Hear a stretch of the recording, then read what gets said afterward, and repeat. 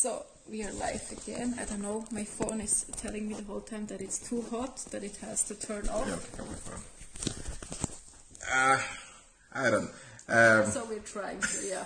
Sorry. Like we said, yeah, it's our first time doing this, so I'm gonna wait for a little bit for people to come back, and then we're gonna continue this. We don't understand why our phone is doing this. It says it's too hot. And then we have to remove this. Yeah. Okay. Okay.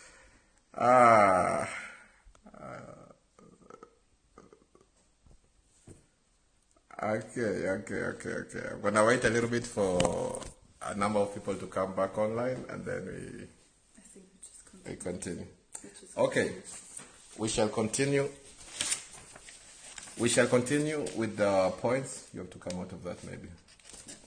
So, the people in the bar who were showing all those signs and putting fear in me. The question is, were they racist or not? You know.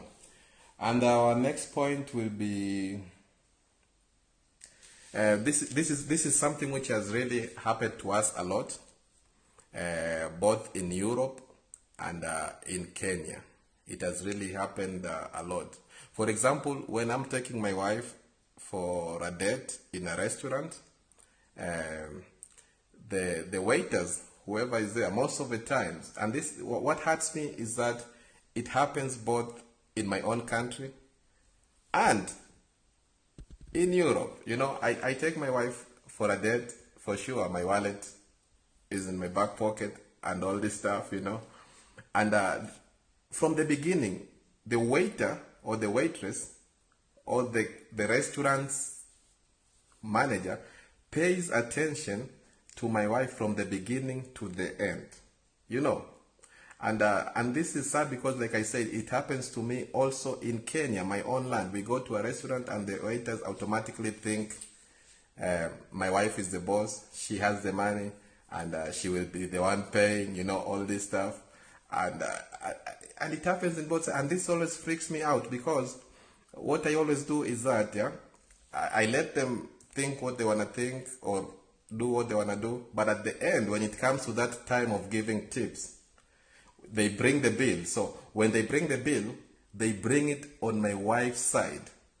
They put it to Miriam. They give it to Miriam because they know she's white. White color, in most of the people identify it with wealth, with money. So they put the bill to my wife, and my wife pushes the bill slowly to me. So the bill is on me, and because I'm the one holding the bill, so they must look at my face. And that's where I know what to do. I'm like, the food was nice, but sorry, no tips.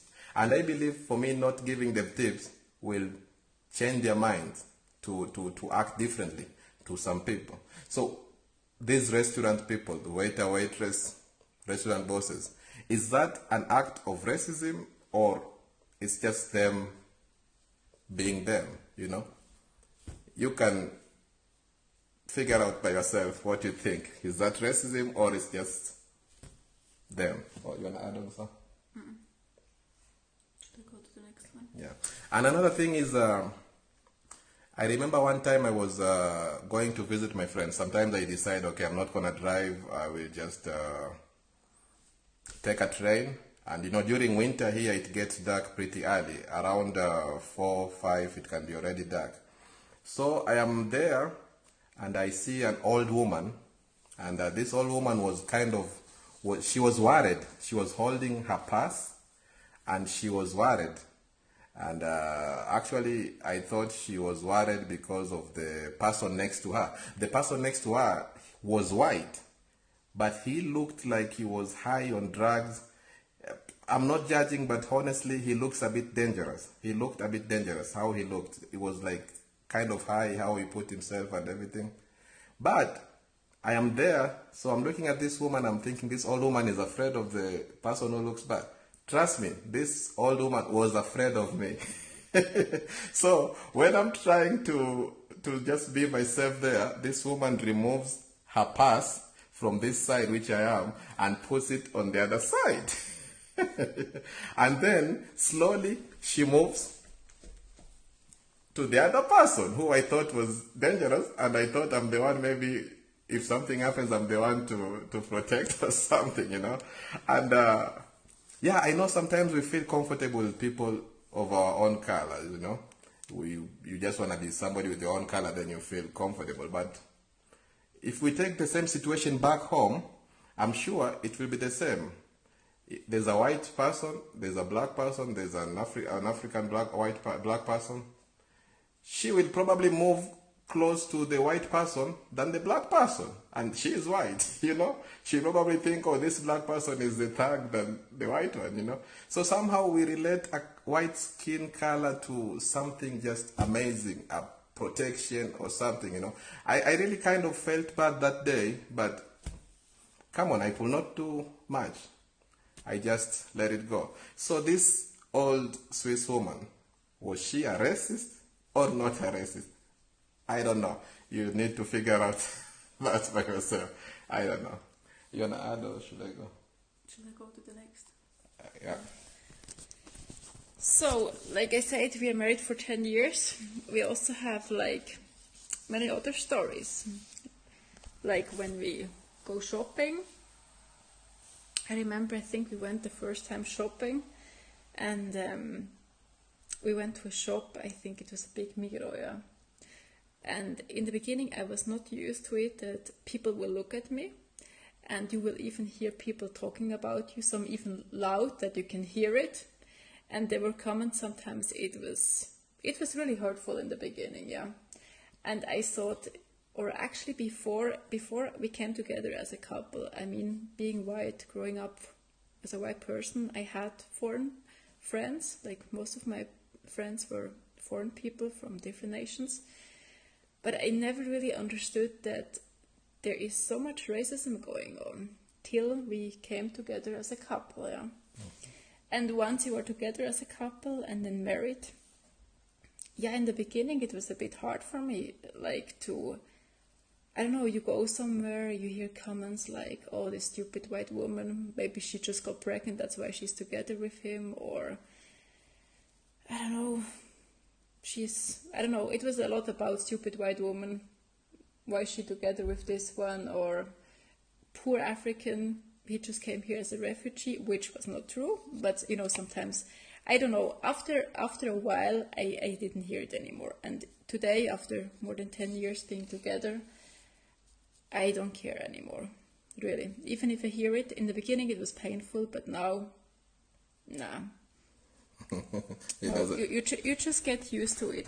And I think, I don't know, it's actually good sometimes to get used to it.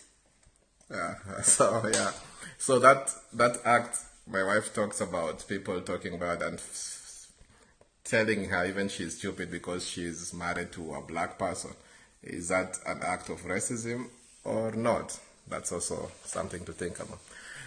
Another story I would like to say, something we experienced is there was a time I had to take train for different reasons. So every time I was in the train station, young people will approach me. Young white people will approach me, will come to me with money folded in different ways, asking me to sell them marijuana or cocaine or something. And at first I thought, why do they only come to me? But when I was sitting down, I realized they were actually going to most of the black, dark-skinned people, you know, asking them, can you sell me marijuana? Can you sell me cocaine? You know, so, and they never went to a white person, you know. And so again, here the question is, are these young people racist? Was that act an act of racism, or I don't know, or just drugs with black people get along or go along? You tell us that. You need to go back again. And so this is for me, this is one of my best points, which you need to pay attention to. This is one of my best points. One morning before I went to work, yeah, I decided to go to a post office. I needed to send something. So in the post office, there were three people in front of me, you know, and all the three people were Swiss people, white people, and the woman who was serving us was really in a bad mood, like you could see the face. So when the first person went to her for service, she was very rude to this person, very rude, and I could hear everything because I understand the language. And then the second person went, she was very rude to the second person, and she was very rude as well to the third person. And when I went there, she was very rude to me too. So here's the question: was the woman a racist? Should I come out of that office, post office, saying she was a racist, or should I just say she had bad mood? She woke up with bad mood, or that's just how she is, character-wise, you know. So actually, my point here is that sometimes we judge racism very fast. I know about 2, 3 people, some of my African friends, who they are walking just looking for a racist act. You know, if you walk looking at people, oh, look at him, he's white, he's looking at me like that, he's a racist. Oh, did you see he passed like this? Like, they are so careful to pick out those racist acts. And for sure, even me, black, I walk in the streets of Africa and it's full of Africans. If I'm very careful to see who is wronging me, for sure, there will be people who will say, why did he look at me like that? So sometimes we pay more attention trying to find it. You know, we don't let racism find us. We are actually trying to find it. Where is racism? Look, they're talking about me. Two white people sitting on the restaurant talking, and then suddenly they look at you because you came in the restaurant. In your head, they are racist. They are talking about me. Look, they don't want us. Oh, so you know. So this story of the post woman reminded me that, hey, some people are just treating everybody bad. It's not like they are racist because, you know. So, and then I will tell another story of. This is a lady. This is a lady who we really respect. She's a lady which we really respect. And one time we went to the area she was living. She had, I think, 3 kids. She's a Swiss lady and married to a German. So we went there. When the daughter was around 4 years old, if I'm not wrong. 4 years, 3, or I can't remember. When the daughter sees me, because for the daughter she's a small kid, and she's not used to dark skin, when she saw me, she started screaming, crying, crying, ah, ah. So somehow I'm used to that. These are kids, even if a white person goes to a village in Africa, the kids will scream, So what bothered me, what the mother said? The mother proudly, I will use the word proudly came to me laughing and saying, ha ha ha, you know what? She doesn't like black people. Like, she was really, meaning that she will just encouraging her to grow like that. She just said, ha ha ha, she just doesn't like black people. She doesn't like black people, And for her, it was totally okay. There was nothing like, okay, maybe I'm going to teach my kids this and that. She was just proudly saying she doesn't like black people. That's who she is. It's finished. At 3 years old, doesn't like black people, the mother says it's okay. She's going to grow up like that. Nothing like, oh, we are the same or something. Was that a racist act, or was just this lady saying what he had to say? I don't know. And another comment I would like to say is another story. This is also another interesting story, yeah? Like we said, everything we are talking about is things we saw or we experienced, nothing made up or no story. There were 3 people applying for a job in Switzerland. One of them was a Sri Lankan. Sri Lankan are pretty dark, just with the hair. Yeah, I cannot describe their hair. But it was a Sri Lankan, an African, and a Swiss person applied for a job. And they went to the office interview and everything, and then later they were given their feedbacks. I'm not mentioning the names of the people because probably they are on Facebook, but they know. So when they got their feedbacks, When the black person got the feedback that he was not taken, he did not get that job opportunity, that vacancy, I don't know, he did not get that job. He went away saying that, I knew it. I knew that these people, they were not going to give the Sri Lankan or me. I knew they were going to give the Swiss person. You see. Guess what? The Sri Lankan is the one who got the job. So you see where this African or the black person came out with very fast judgment. I knew that job was going to be given to that white person. But the job actually was taken with a Sri Lankan, you know. But for him, she just ruled out, I'm not going to get it. I knew I was not going to get it. I knew the Sri Lankan was not going to get it, but the white person was going to get it. So sometimes we need to be clear on what's happening before we come up with this thing called, hey, that was a racist act. We need to really be clear and see. You have a comment? Yeah, and like we said, racism is also on both sides. We have also stories, stories. When I was in Kenya, and we were newly married, and for some of the Kenyans, it's like when you marry a white woman, it's not for all of them, I know that, but for some it's like, it's not a real marriage. So they're still waiting that you marry a Kenyan or another African woman. So when we were there and my husband went out with his friends, they would still introduce other girls to him that he could marry another one, even though they knew that I'm his wife, yeah. So that was for me also really disrespectful because, yeah, I mean, we are married. Maybe for them it's like, oh, she's a white woman. It's not like something real. You need a black woman. And I remember also when I went to the States, I went then alone. I had to work there, and I was in Brooklyn.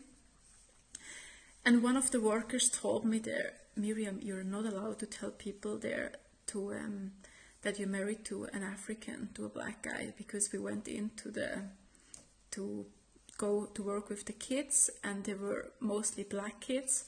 And she told me, if you're going to tell them, and some of the women know, they can really hit you or it's going really bad.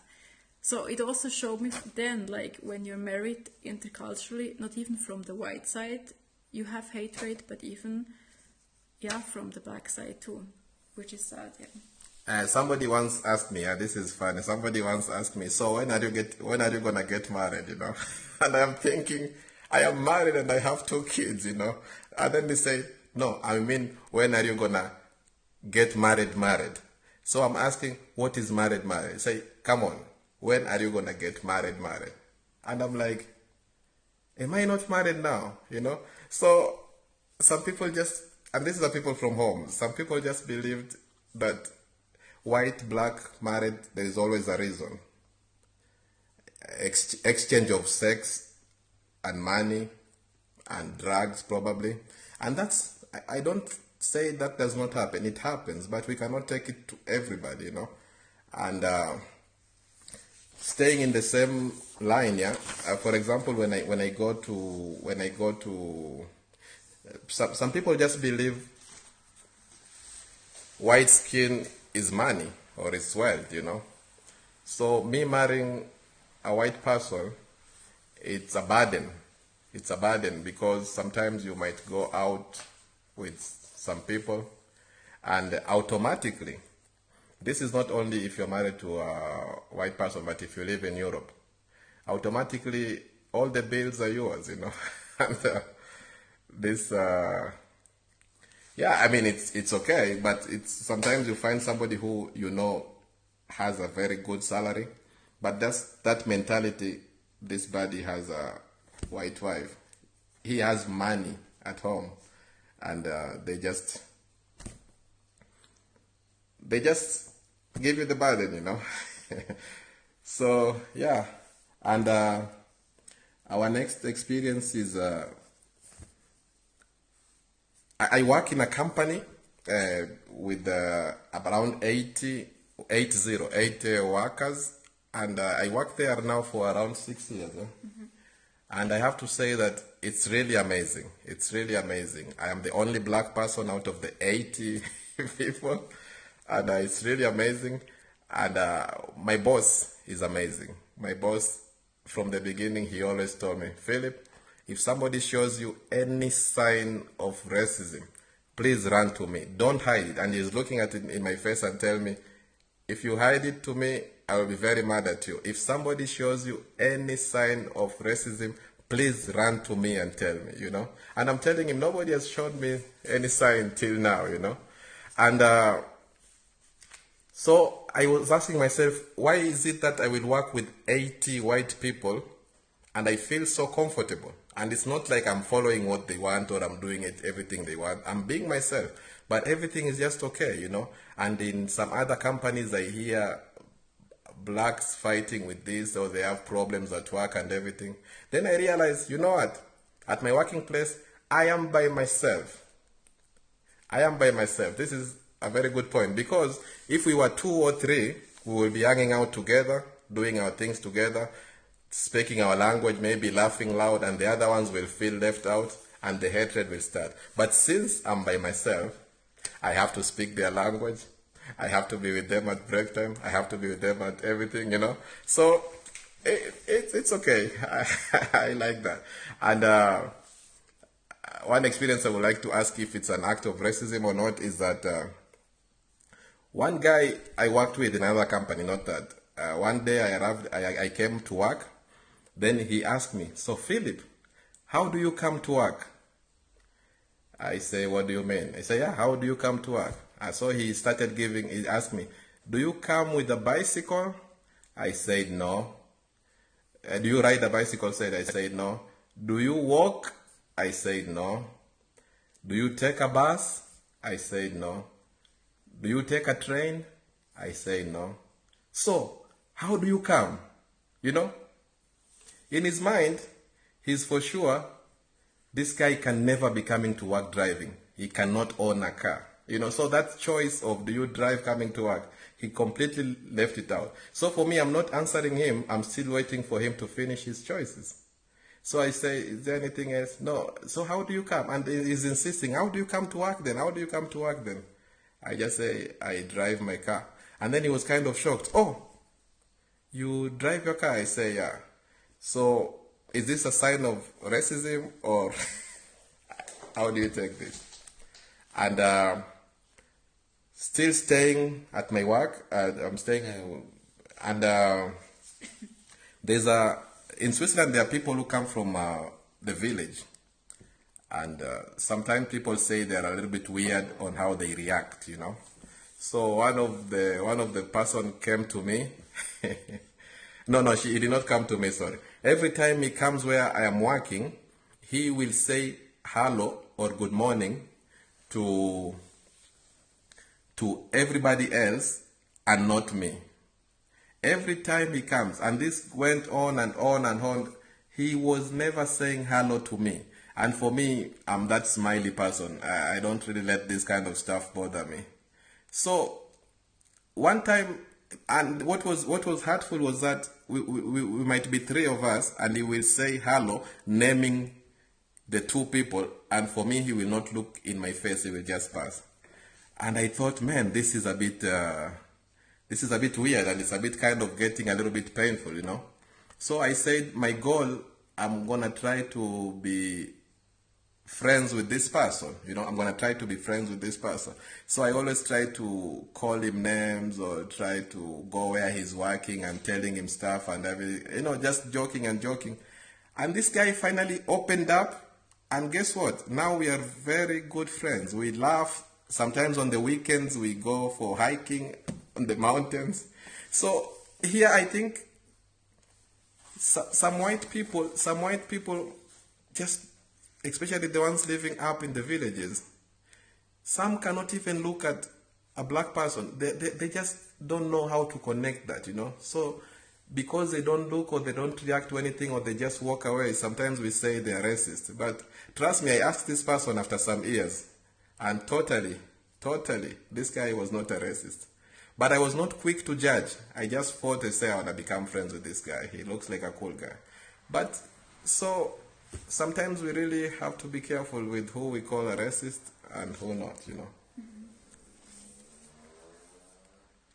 So this is another, okay, this is a, I laugh, but I'm not supposed to laugh at this story. Trust me. I'm not supposed to laugh at this story. We were in Leipzig. Leipzig is one of the biggest towns in Eastern Germany. And my wife and I, we decided to went to where animals are, with our kids, and my sister was also there. So we were passing, looking at the animals and everything, you know, showing my daughter the animals, you know, like a proud father would be. And then we passed somewhere, there were some gorillas, you know. There were some gorillas there. So we are looking at those gorillas. And then one German man turns behind, looks at me, and looks at people. And you know what he says? Look, one of them ran away. One of the gorillas is out. He ran away. I was that gorilla who ran away across the fence. It went in my heart, and I had a lot of options. One of the options was to go to this person and punch him I was sure no way he was going to take me down. You know, sometimes when you're the victim, you have some kind of strength you don't know where you're getting. So I was sure this guy cannot take me down. So the first point was, should I punch him and just hit him and hurt him bad? Then I remember, no. My wife is here, my daughter is here, my sisters are here. I will never want to fight when my kids are there or my wife is there. I don't want to show them that's not the way I want to show them. So I said, okay, the options of punching, I put it aside. Then I was like, should I call the police? Which for sure the police will come, but the police in that area, they are also a bit tricky. They will come, write statement, nothing will happen to him. They will laugh. I will have wasted my time and everything. And then they will go.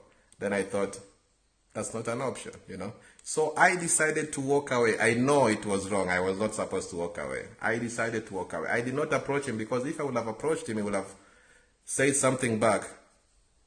I would have not held that. I would have put him down. Very bad. You don't want to hurt people when your daughter is there and your wife. So I did not do that. So I walked away. So is that an act of racism? I will say yes. He was a racist. He compared me to the gorillas. Should we come to the police? So we are about to finish. We were just going to come to our last section, which is our experience, or my experience with the police in Europe. And for sure, police in Europe and police in America are very different. And like we said, we are not going to talk about what is happening in America. We don't know. We watch news, people say different things, we get confused, we don't know what's happening. So we are not going to address what's happening in America. But because it's some people say it's an issue about police brutality, so we're gonna share about our experience, or my experience with police. I have a funny one. I don't know if I should start with this. Okay, let me start with this. It's a good one. You know, we are, like I said, we are not perfect, so there are also some places where we were the one who was wrong. So I am working, and then my wife sends me an SMS. Hey, you know, she does that a lot. Hey, I made you your favorite. I made you your favorite, you know. Then I say, oh, I'm coming. So I stopped working, change my clothes, go to my car, driving very fast. I know there's good food waiting for me, my wife and my kids, you know. So I was a little bit driving, not fast. I was driving okay. But just before that blocked line, I overtook a car before the blocked line was over. And I didn't know that behind me was a police car, you know. So then I went, and then I think the police in Switzerland, sometimes in Switzerland, crime is very low, that police are just looking for something so that they will go home and say, hey, I did something today, you know. So the police started following me.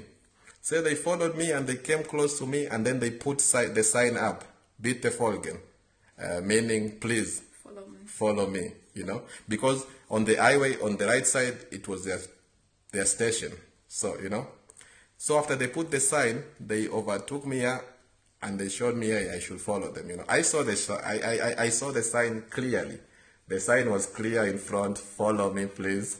And my head took me back to when I was young, those American movies. Like you driving away from the police.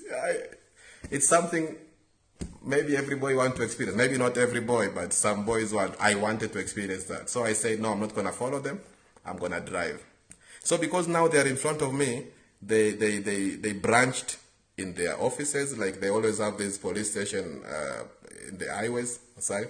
So they went to their offices down because they believe I'm gonna follow them. But I continued straight with the same tempo. Yeah. So in the offices, when they go down like this, they have another road coming from the other side. So they would drove very fast, and they came in front of me again. And they stopped the car in front of me, and and they came out of the car, and they're coming to me, And the guy, I'm looking from the side mirror, I'm looking from the front. The guy is so mad coming to me, And he knocks my window. I put the window down. And he told me, didn't you see that I was telling you to follow me? I said, I saw it, but I didn't know that you were telling me there are many cars. And do you know that you did something bad on the other side? Yeah. And I know, but it just happened. Okay, next time don't do it again. And then he left. Next time don't do it again, he left. I just had this feeling that if I was white, this police would have done much. But I think there was just something like, if I take this guy, he's black, he's going to think I'm a racist or something. So he just let me go like that. And actually, the law says that if police has to drive to catch you, that's bad. If the police have to drive behind you, showing you like, hey, that's bad. So that happened, and the police just say, okay, don't do it next time. And we say hello, hi, and he went away. And another experience, I will say, I was in Germany. I lived in Germany for 2 years before I came here. I once was in Germany, and the police were doing the control. I remember it was -1 or 2, very cold. It was my first years in Germany. So the police stopped me. I had a jacket, but for sure, it was not really helping. And they asked for my permits, and then they were calling the offices to check if my permits were valid or something. They ended up holding me there for around, I will say 15 to 20 minutes. So I was completely frozen. I remember I could not even fold my fingers were completely frozen, And they saw it. I was frozen and very mad. They saw it and they asked me, so where were you going? I said I was going to the supermarket there. So they went with me to the supermarket.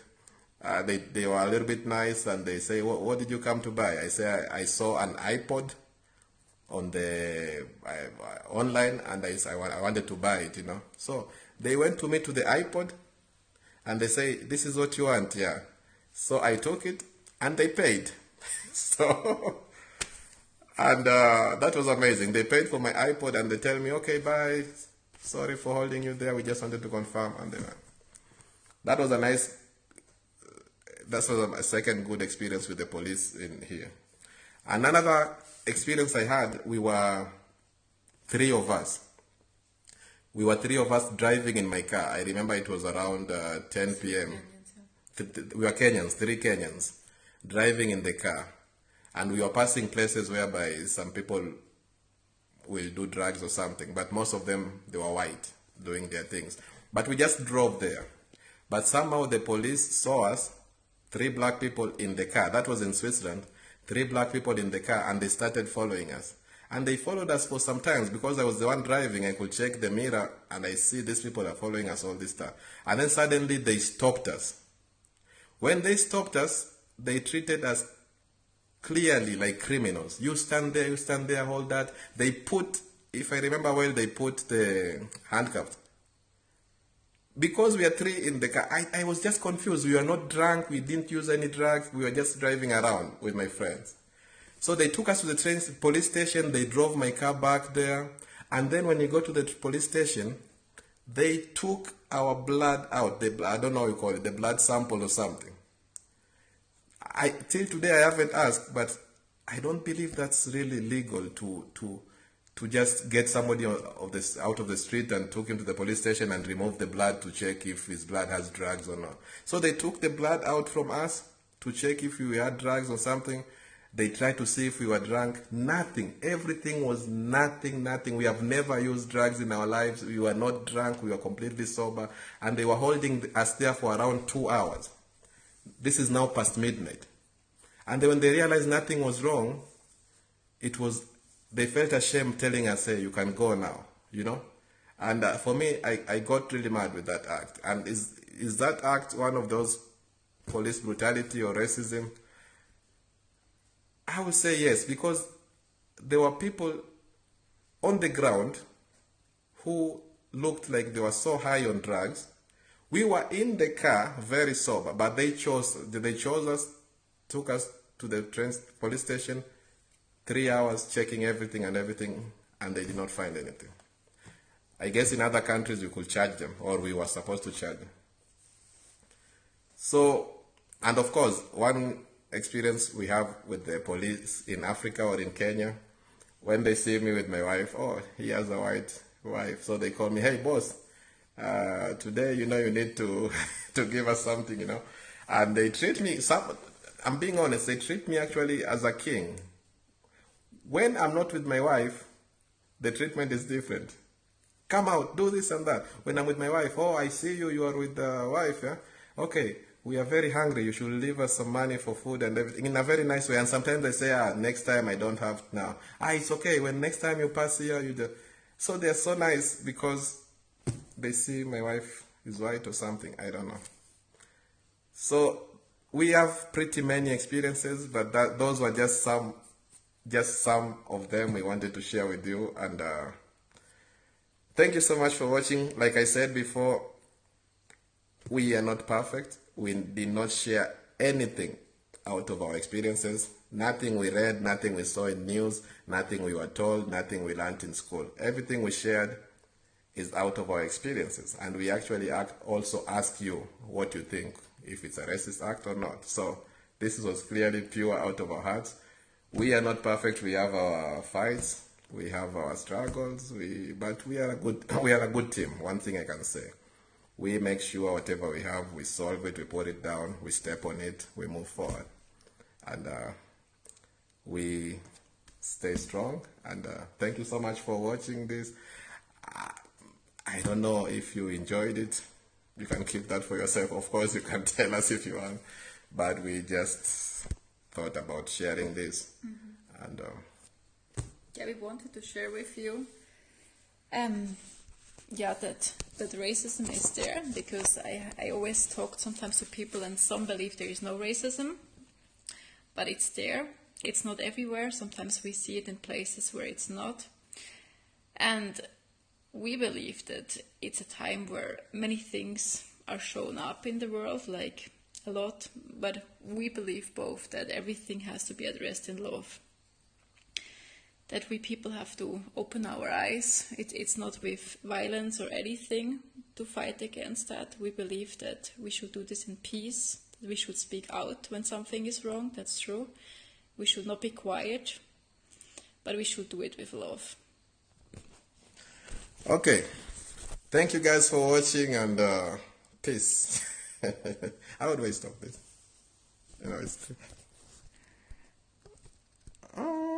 We are figuring out also. And here also. Hey, thank you guys for watching. I'm sorry. We are sorry we are using. We were somewhere left. Yeah. Ciao.